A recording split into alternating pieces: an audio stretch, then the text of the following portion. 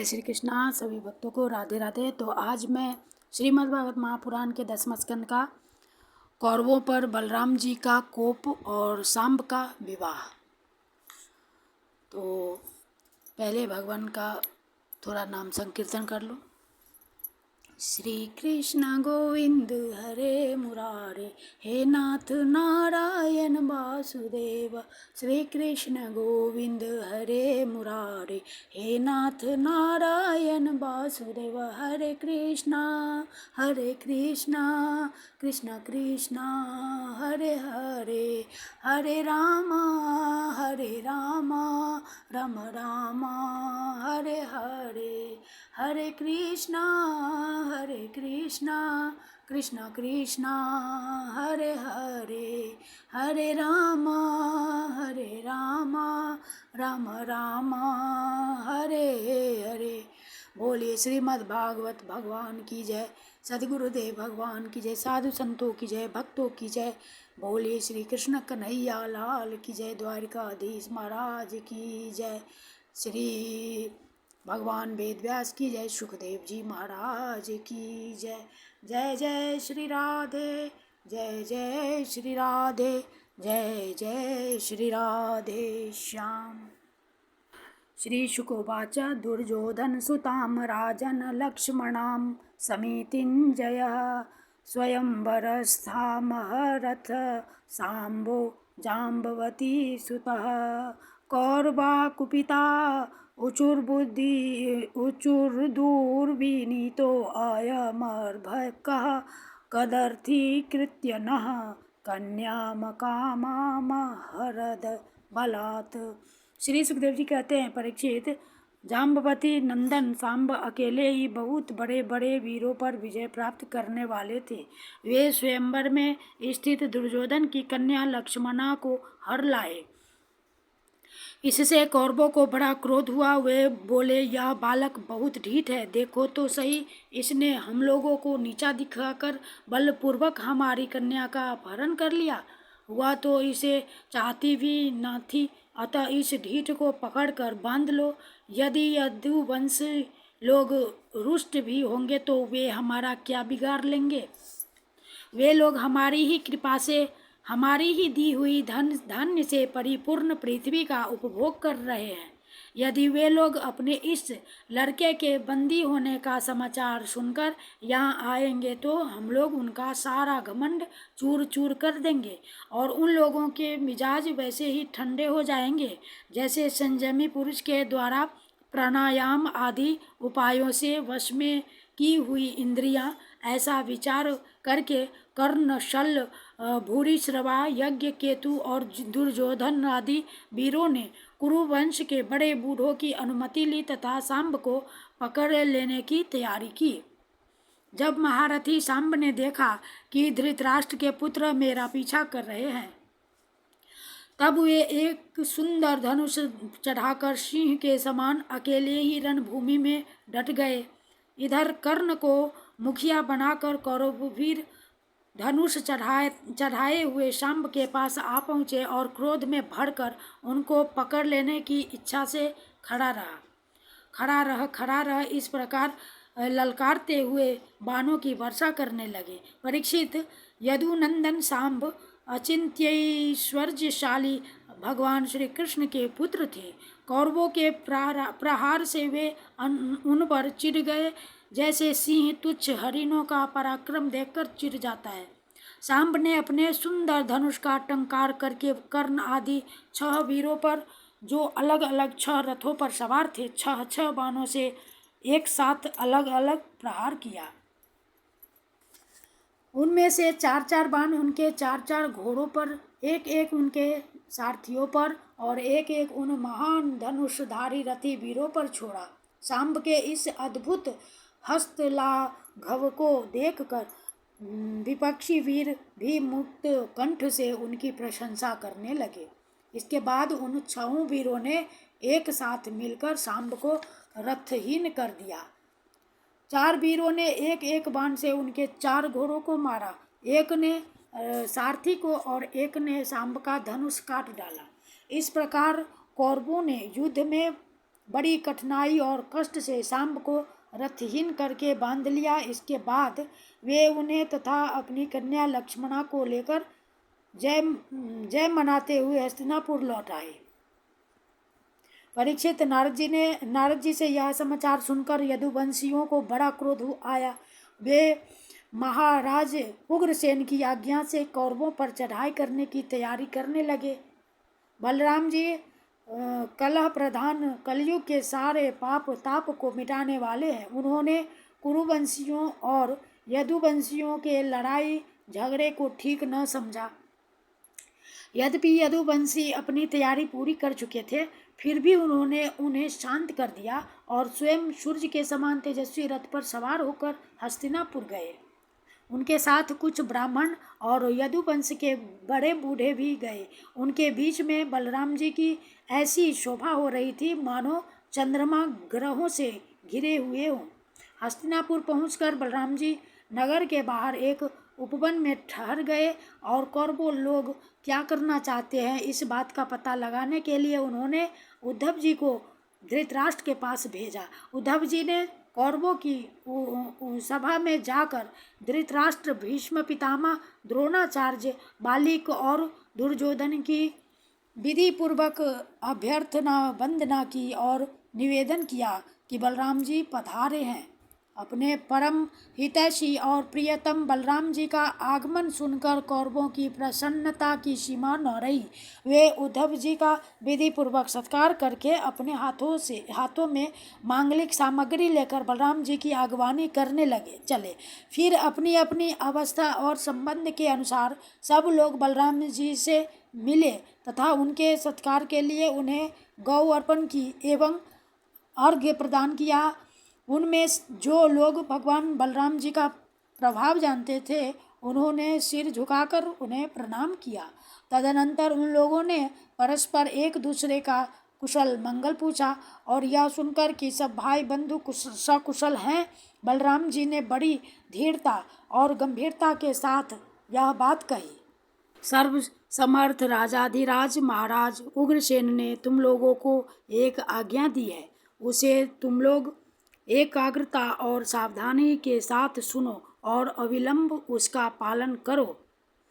उग्रसेन जी ने कहा है, हम जानते हैं कि तुम लोगों ने कईयों ने मिलकर अधर्म से अकेले धर्मात्मा सांब को हरा दिया और बंदी कर लिया है। यह सब हम इसलिए सह लेते हैं कि हम संबंधियों में परस्पर फूट न पड़े, एकता बनी रहे। अतः अब झगड़ा मत बढ़ाओ, सांब को उसकी नववधू के साथ हमारे पास भेज दो। परीक्षित, बलराम जी की वाणी वीरता, शूरता और बल पौरुष के उत्कर्ष से परिपूर्ण और उनकी शक्ति के अनुसार थी। यह बात सुनकर कुरुवंशी क्रोध से तिलमिला उठे। वे कहने लगे, अहो यह तो बड़े आश्चर्य की बात है। सचमुच काल की चाल को कोई टाल नहीं सकता। तभी तो आज पैरों की जूती उस सिर पर चढ़ना चाहती है जो श्रेष्ठ मुकुट से सुशोभित है। इन यदुवंशियों के साथ किसी प्रकार हम लोगों ने विवाह संबंध कर लिया।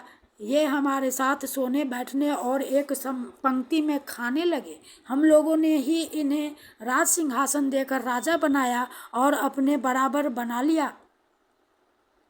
ये यदुवंशी चंवर, पंखा, शंख, श्वेत छत्र, मुकुट, राज सिंहासन और राजोचित शैया का उपभोग इसलिए कर रहे हैं कि हमने जानबूझकर इस विषय में उपेक्षा कर रखी है।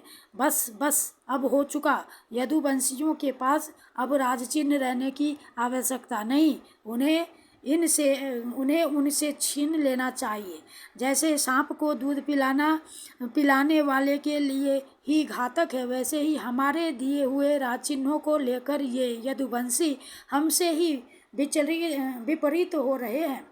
देखो तो भला, हमारे ही कृपा प्रसाद से तो इनकी बढ़ती हुई और अब ये निर्लज्ज होकर हम ही पर हुक्म चलाने चले हैं। शोक है।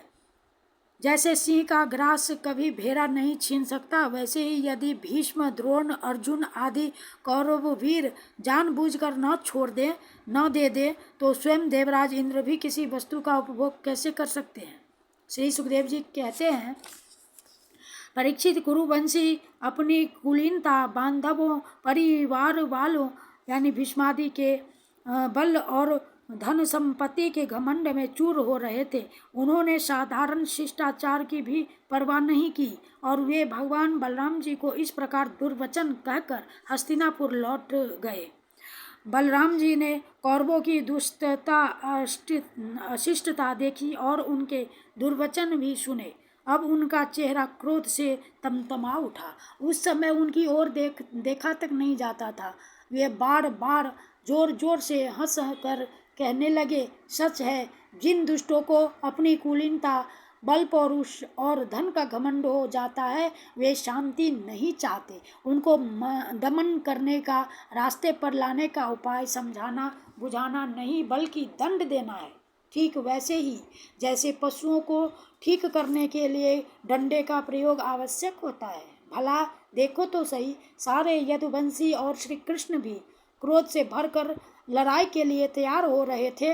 मैं उन्हें शनैः शनैः समझा बुझाकर इन लोगों को शांत करने के लिए, सुलह करने के लिए यहाँ आया। फिर भी ये मूर्ख ऐसी दुष्टता कर रहे हैं। इन्हें शांति प्यारी नहीं, कलह प्यारी है।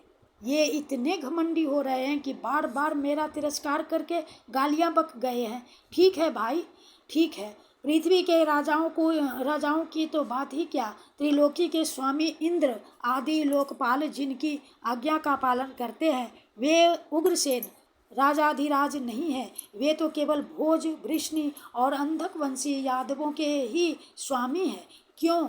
जो सुधर्मा सभा के अधिकार में करके उसमें विराजते हैं और जो देवताओं के वृक्ष पारिजात को उखाड़ कर ले आते और उसका उपभोग करते हैं, वे भगवान श्री कृष्ण भी राज सिंहासन के अधिकारी नहीं है। अच्छी बात है, सारे जगत की स्वामिनी भगवती लक्ष्मी स्वयं जिनके चरण कमलों की उपासना करती हैं, वे लक्ष्मीपति भगवान श्री कृष्ण छत्र, चंवर आदि राजोचित सामग्रियों को नहीं रख सकते। ठीक है भाई, जिनके चरण कमलों की धूल संत पुरुषों के द्वारा सेवित गंगा आदि तीर्थों को भी तीर्थ बनाने वाली है। सारे लोकपाल अपने अपने श्रेष्ठ मुकुट पर जिनके चरण कमल के धूल धारण करते हैं, ब्रह्मा, शंकर, मैं और लक्ष्मी जी जिनकी कला की भी कला हैं और जिनके चरणों की धूल सदा सर्वदा धारण करते हैं, उन भगवान श्री कृष्ण के लिए भला राज सिंहासन कहाँ रखा है। बेचारे यदुवंशी तो कौरवों का दिया हुआ पृथ्वी का एक टुकड़ा भोगते हैं। क्या खूब हम लोग जूती हैं और ये कुरुवंशी स्वयं सिर हैं। ये लोग ऐश्वर्य से उन्मत्त घमंडी कौरव पागल सरीखे हो रहे हैं। इनकी एक एक बात कटुता से भरी और बेसिर पैर की है। मेरे जैसा पुरुष जो इनका शासन कर सकता है, इन्हें दंड देकर इनके होश ठिकाने ला सकता है, भला इनकी बातों को कैसे सहन कर सकता है।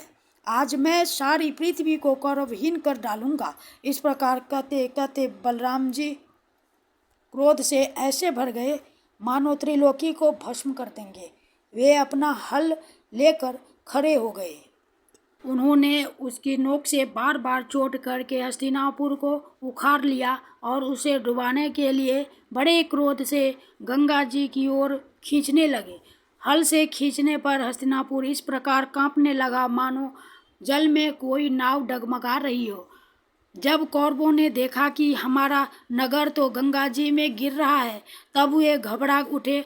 फिर उन लोगों ने लक्ष्मणा के साथ सांब को आगे किया और अपने प्राणों की रक्षा के लिए कुटुंब के साथ हाथ जोड़कर सर्वशक्तिमान उन्हीं भगवान बलराम जी की शरण में गए और कहने लगे, लोकाभिराम बलराम जी, आप सारे जगत के आधार शेष जी हैं।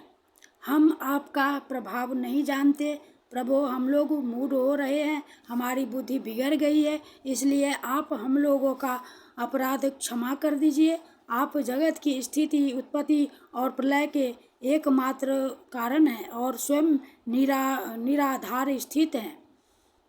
सर्वशक्तिमान प्रभु, बड़े बड़े ऋषि मुनि कहते हैं कि आप खिलाड़ी हैं और ये सब के सब लोग आपके खिलौने हैं। अनंत आपके सहस्त्र सहस्त्र सिर हैं और आप खेल खेल में ही इस भूमंडल को अपने सिर पर रखे रहते हैं। जब प्रलय का समय आता है तब आप सारे जगत को अपने भीतर लीन कर लेते हैं और केवल आप ही बड़े बचे रहकर अद्वितीय रूप से शयन करते हैं। भगवान, आप जगत की स्थिति और पालन के लिए विशुद्ध सत्व में शरीर ग्रहण किए हुए हैं। आपका यह क्रोध, द्वेष या मत्सर के कारण नहीं है, यह तो समस्त प्राणियों को शिक्षा देने के लिए है। समस्त शक्तियों को धारण करने वाले सर्व प्राणी स्वरूप अविनाशी भगवान, आपको हम नमस्कार करते हैं। समस्त विश्व के रचयिता देव, हम आपको बार बार नमस्कार करते हैं। हम आपकी शरण में हैं, आप कृपा करके हमारी रक्षा कीजिए। श्री सुखदेव जी कहते हैं, परीक्षित, कौरवों का नगर डगमगा रहा था और वे अत्यंत घबराहट में पड़े हुए थे। जब सब के सब कुरुवंशी इस प्रकार भगवान बलराम जी की शरण में आए और उनके स्तुति करना प्रार्थना की, तब वे प्रसन्न हो गए और डरो मत ऐसा कहकर उन्होंने अभयदान दिया। परीक्षित, दुर्योधन अपनी पुत्री लक्ष्मणा से बड़ा प्रेम करता था। उसने दहेज में 60 वर्ष के 1200 हाथी, 10,000 घोड़े, सूर्य के समान चमकते हुए सोने के 6,000 रथ और सोने के हार पहनी हुई 1,000 दासियां दी। यदुवंश शिरोमणि भगवान बलराम जी ने यह सब दहेज स्वीकार किया और नव दंपति लक्ष्मणा तथा सांब के साथ कौरवों का अभिनंदन स्वीकार करके द्वारका की यात्रा की। अब बलराम जी द्वारकापुरी में पहुँचे और अपने प्रेमी तथा समाचार जानने के लिए उत्सुक बंधु बांधवों से मिले। उन्होंने यदुवंशियों की भरी सभा में अपना वह सारा चरित्र कह सुनाया जो हस्तिनापुर में उन्होंने कौरवों के साथ किया था। परीक्षित, यह हस्तिनापुर आज भी दक्षिण की ओर ऊंचा और गंगा जी की ओर कुछ झुका हुआ है और इस प्रकार यह भगवान बलराम जी के पराक्रम की सूचना है।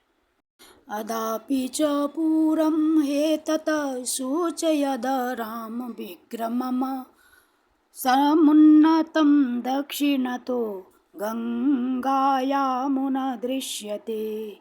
इति श्रीमद्भगवते महापुराणे परमहंस्यां संहितायां 10स्कन्धे उत्तरार्धे हस्तिनापुरकर्षणरूप संकर्षण विजयो नामाष्टषष्टितमो अध्यायः। इति श्रीमद्भगवत महापुराण की जय। श्री कृष्ण गोविंद हरे मुरारे, हे नाथ नारायण वासुदेव, हे नाथ नारायण वासुदेव। हरे कृष्णा कृष्ण कृष्ण हरे हरे, हरे राम राम राम हरे हरे। हरे कृष्णा कृष्ण कृष्ण हरे हरे, हरे राम राम राम हरे हरे। हरे कृष्णा कृष्ण कृष्ण हरे हरे, हरे राम राम राम हरे हरे। श्रीमन्नारायण नारायण, श्रीमन्नारायण नारायण, श्रीमन्नारायण नारायण, जय जय नारायण नारायण। राधे राधे राधे राधे राधे राधे राधे राधे। जय राधा माधव की जय हो। श्रीमद्भागवत भगवान की जय। श्री लक्ष्मी नारायण की जय। बोलिए श्री गिरिराज धरन की जय। बोलिए श्रीमद्भागवत भगवान की जय। जय श्री राधे, जय जय श्री राधे, जय जय श्री राधे श्याम। कृष्णाय वासुदेवाय हरे परमात्मने प्रणतक्लेशनाशाय गोविन्दाय नमो नमः। कृष्णाय वासुदेवाय हरे परमात्मने प्रणतक्लेशनाशाय गोविन्दाय नमो नमः। हरि बोल।